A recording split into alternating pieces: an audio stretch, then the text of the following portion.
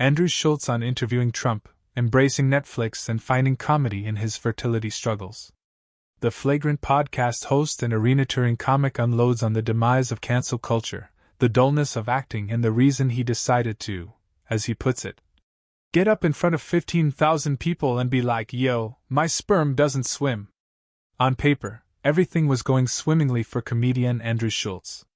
The New York-reared stand-up was selling out arenas, including Madison Square Garden, twice, and his Flagrant podcast, one of his two pods, was gaining considerable steam.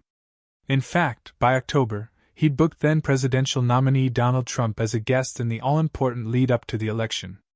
But the hour comedy special that Schulz was readying for Netflix, which officially dropped earlier this week, told a different story.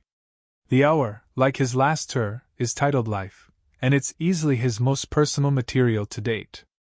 In it, Schulz shares the painful journey that he and his wife went on to conceive their first child. "It was kind of a crazy thing to do," he admits now. "The biggest tour of my life. I'm like, oh, maybe I'll tell a story. I've never done that. Yeah, I'll walk up there in front of 15,000 people and be like, yo, my sperm doesn't swim. Let's see how that works out." Ultimately, Schulz's story had a happy ending, as the couple celebrated their daughter's first birthday last month.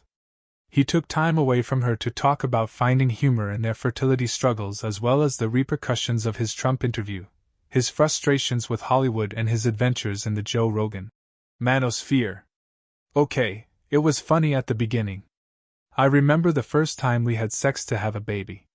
I'd just come back from Burning Man, and I remember my wife being like, 'Okay, let's start.' And I remember there was a little part of me that was like, 'That sperm is like half Molly, I'd be fine if it didn't work this month.' That's what I said to myself, and then you start spiraling. What if the kid ended up being a serial killer? Is it because I'm doing fucking crazy drugs at Burning Man?" So, that was the first time, but then when it didn't work for a few months, I started talking on stage about what a lie it all is. This idea or just practice safe sex. And all this other stuff that they tell you that I was terrified about my whole life.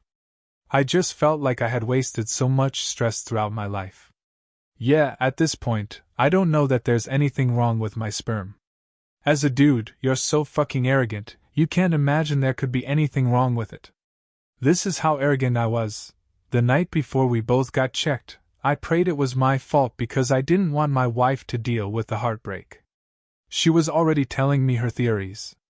She'd be like, "I had my laptop on my stomach when I'd watched movies as a kid and that fucking zapped my ovaries." And then I remember the doctor telling us that hers were perfect and that my sperm sucks. Even that was a funny moment because I was like, oh God, of all the things that I prayed for in my life, the amount of snow days when I didn't have my homework done, this is the one you answer?